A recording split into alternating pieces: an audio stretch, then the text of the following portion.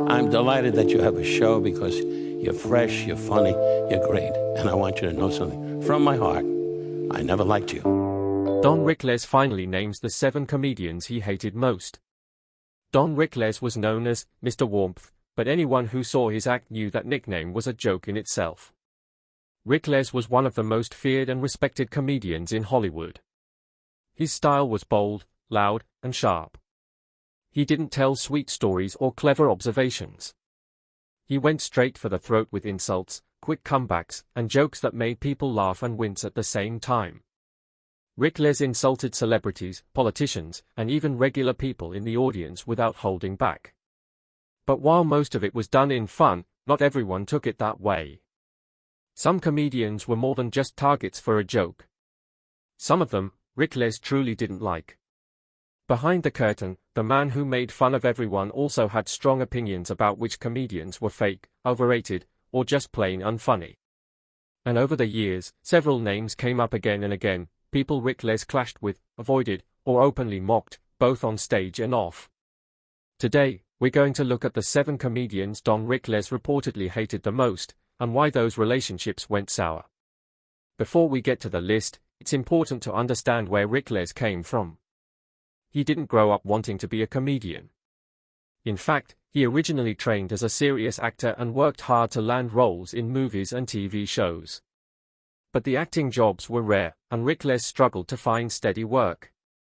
So, he turned to comedy, not by choice, but because it was the only way to stay in show business. At first, he tried regular jokes and impressions, but they didn't connect with the audience. Things changed when he started talking back to hecklers in the crowd. Instead of getting upset, he responded with sharp, funny insults, and people loved it. That moment changed everything. Rickles built his entire act around roasting people, and it became his signature style. He performed in clubs, on television, and at celebrity roasts. His shows were full of brutal jokes, but they always came with a smile and a wink. Many people said that Rickles could insult you so badly that you'd still end up laughing. That was his gift, and also his weapon. Even though Rickles made a career out of offending people, many celebrities loved him. One of his biggest early fans was Frank Sinatra. When Sinatra came to see Rickles perform in Miami, Rickles didn't hold back. He looked at Sinatra, one of the most powerful men in showbiz at the time, and said, "Make yourself at home, Frank. Hit somebody." Instead of storming out, Sinatra burst into laughter, and kept coming back. He introduced Rickles to his famous friends and helped him book shows in Las Vegas. Thanks to Sinatra's support, Rickles quickly rose to fame. He became a regular on television, appearing more than 100 times on The Tonight Show with Johnny Carson. He also joined the Dean Martin Celebrity Roasts, where he became the most feared roaster of all. Everyone, from Ronald Reagan to Lucille Ball, felt the sting of Rickles' jokes. He even appeared in movies like Run Silent, Run Deep, Kelly's Heroes, and Casino. Though he started as a dramatic actor, his comedy became his legacy. But Rickles' comedy wasn't always seen as harmless fun. As times changed, some people looked back on his material and found it offensive or outdated.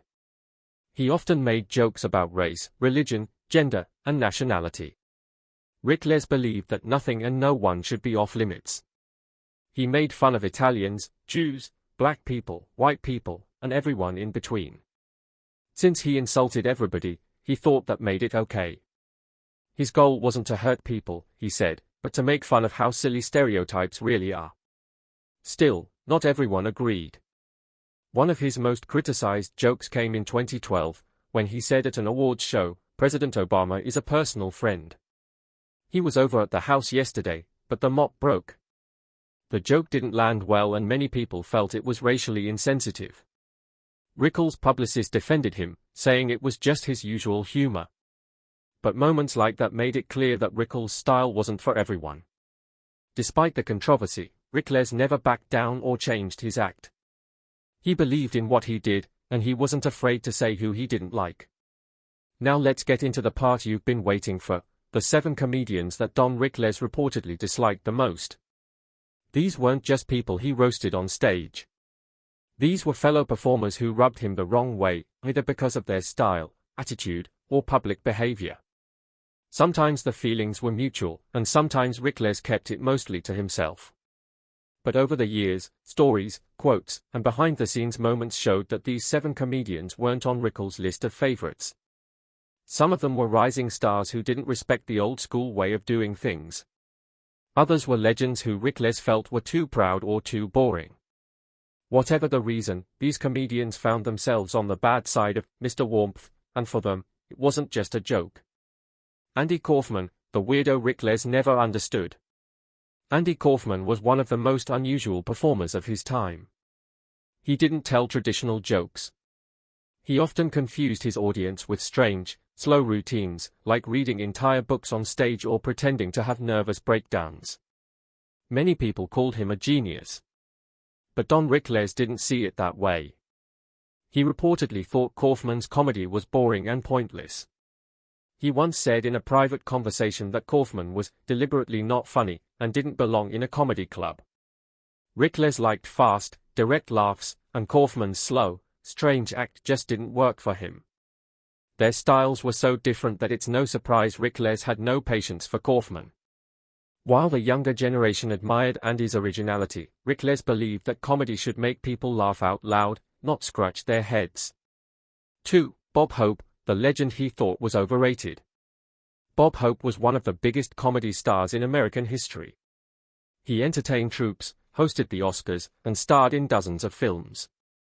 But Rickles didn't buy into the hype.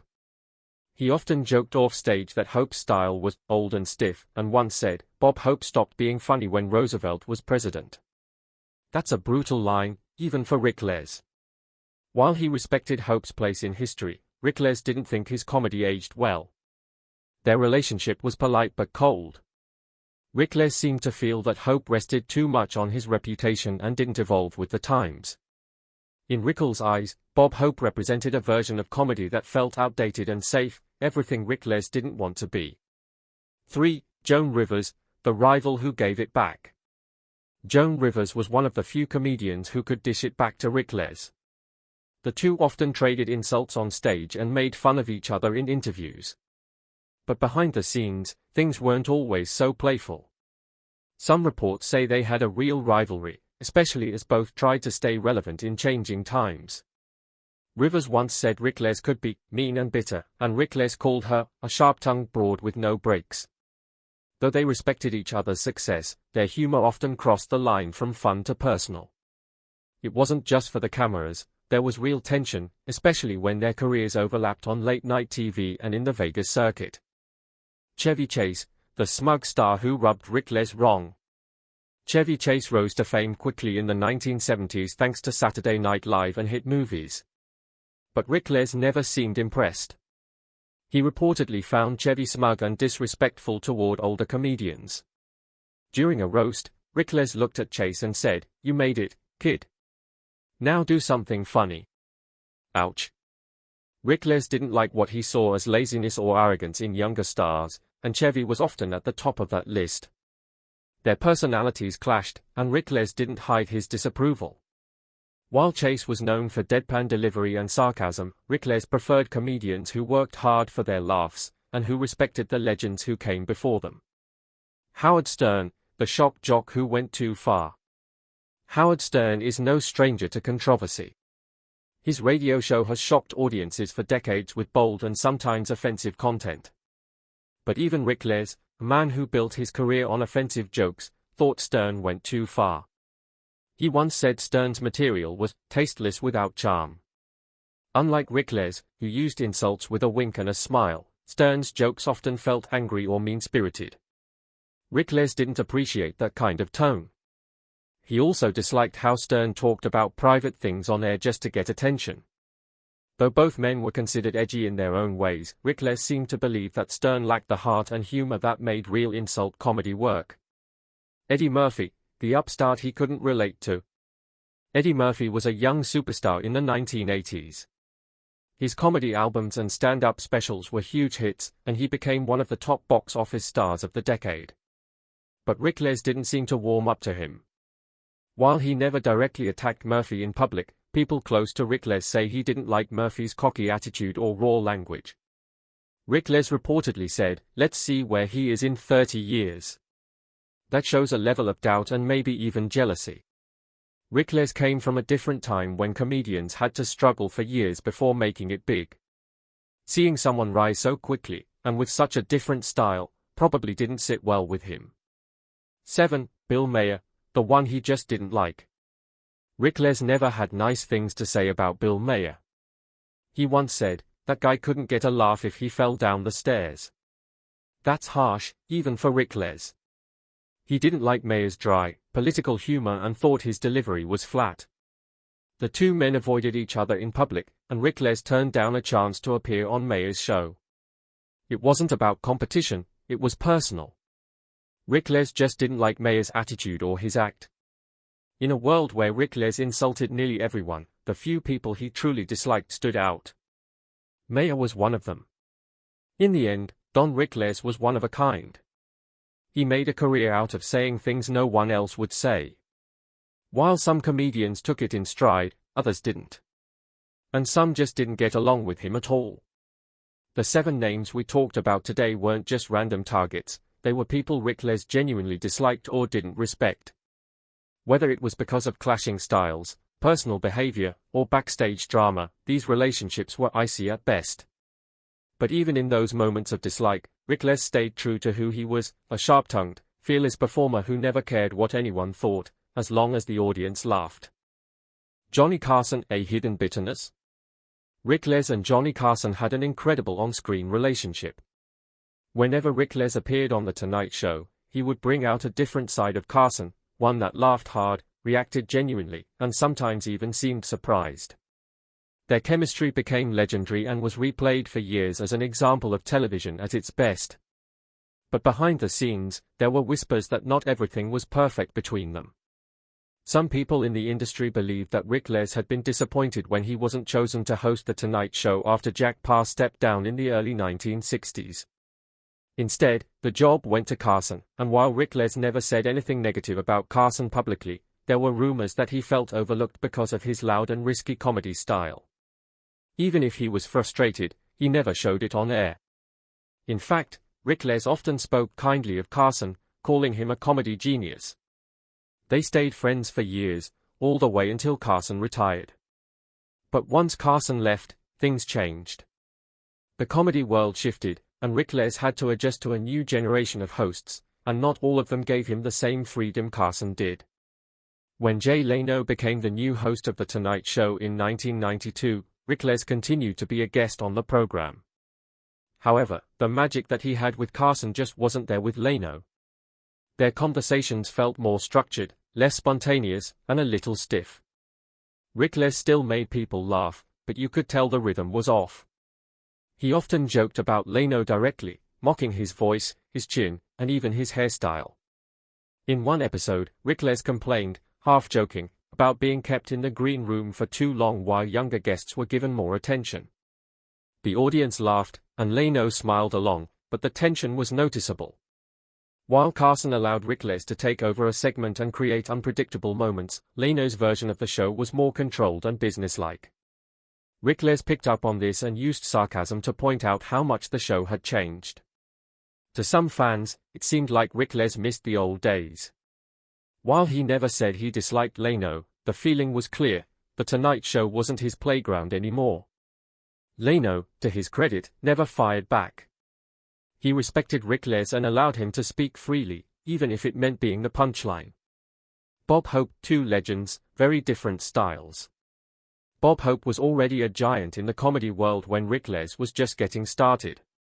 Hope was known for his clean, well-written jokes, political humor, and family-friendly image. His routines were safe, polished, and meant to please large crowds. Rickles, on the other hand, was the complete opposite. He thrived on chaos. He wanted his audience to feel surprised, even a little uncomfortable.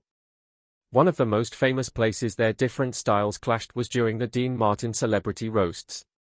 At these events, Rickles would often go after Bob Hope directly, joking about his old-fashioned material, his need for cue cards, and how controlled his act was.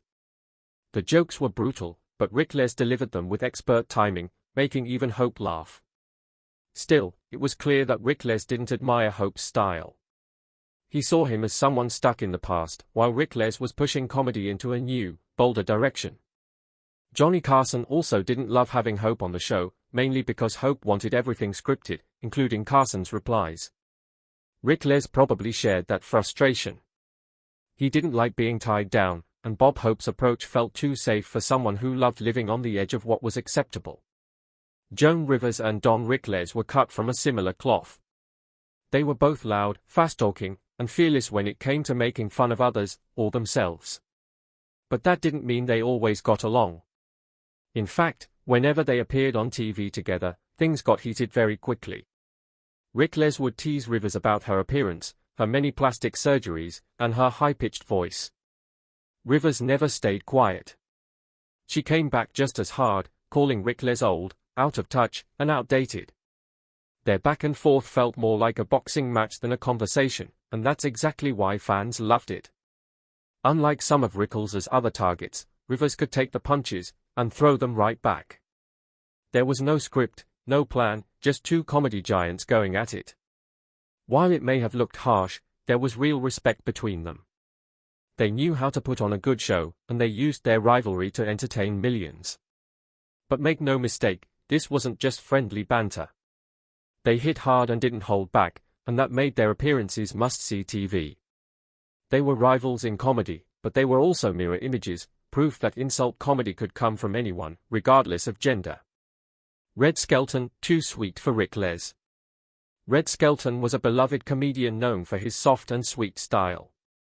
He played kind-hearted characters like clowns and friendly old men, making people feel warm and happy. His shows were full of love and laughter, designed for families and older audiences. Rickles, on the other hand, was like a wrecking ball. He used insults, fast talking, and loud energy to make his audience laugh. For Rickles, being gentle wasn't the point, he wanted to shock people, to catch them off guard. While Rickles never attacked Skelton directly, he often made fun of comedians who were too soft, or afraid to hurt people's feelings. Many people believe he was talking about Skelton. They never worked closely together, and their comedy styles couldn't have been more different. Some stories say that both comedians were connected to the movie It's a Mad, Mad, Mad, Mad World. Skelton turned down a role, and Rickles wanted to be part of it but wasn't chosen. Whether or not that added to any personal distance between them is unclear. What we do know is that Rickles represented a new kind of comedy, and Skelton belonged to a time when kindness was king. That gap was too wide for the two to bridge. Lenny Bruce, too deep for Rickles. Lenny Bruce was one of the most important and controversial comedians of the 20th century. He talked about serious topics like politics, religion, racism, and the justice system. His shows weren't always funny in the traditional way. Instead, they were like lessons, sometimes angry, often powerful, and always thought-provoking. Bruce was even arrested multiple times for saying things that people considered too risky. Rickles admired Bruce for breaking down walls, but he didn't agree with his style. Rickles didn't want to teach lessons. He didn't want to talk about society or change the world. He just wanted to make people laugh, fast and hard. Rickles' humor was about being quick, shocking, and funny every 10 seconds. If Bruce was a professor on stage, Rickles was the loud guy in the back of the class making fun of everyone. They rarely appeared together, and they didn't really mix. Rickles knew Bruce was important, but he didn't follow in his footsteps. He stayed in his own lane, one filled with jokes, roasts, and insult comedy. In a way, both men pushed comedy forward, but in completely different directions. And Rickles made sure not to cross over into Bruce's world of serious social commentary. Howard Stern, a generational gap. By the 1990s, Don Rickles was a legend. He had spent decades performing in clubs, casinos, and on television.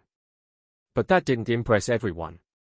One person who had strong opinions was Howard Stern.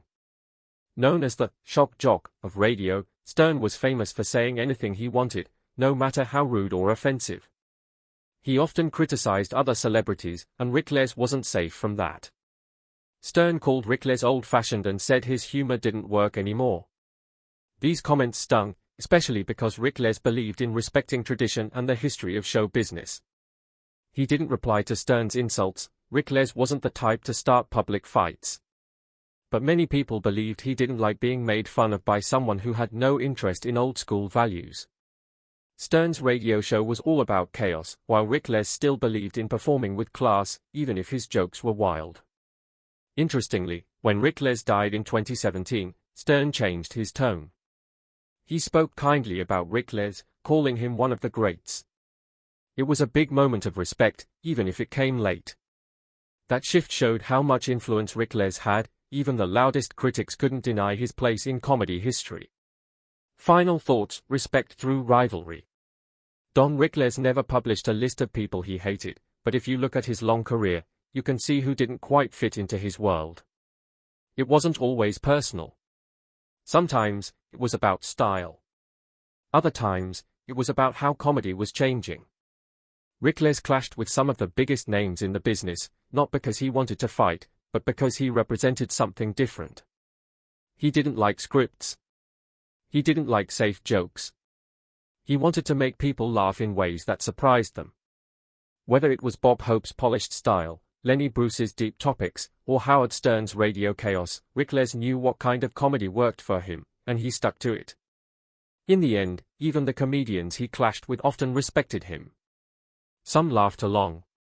Others said kind words after he was gone. But one thing is clear: Don Rickles didn't hold back. He said what he thought, made people laugh, and changed the world of comedy forever. Even today, his jokes, feuds, and famous moments are still remembered by fans around the world. He may have insulted everyone, but somehow, we all loved him for it.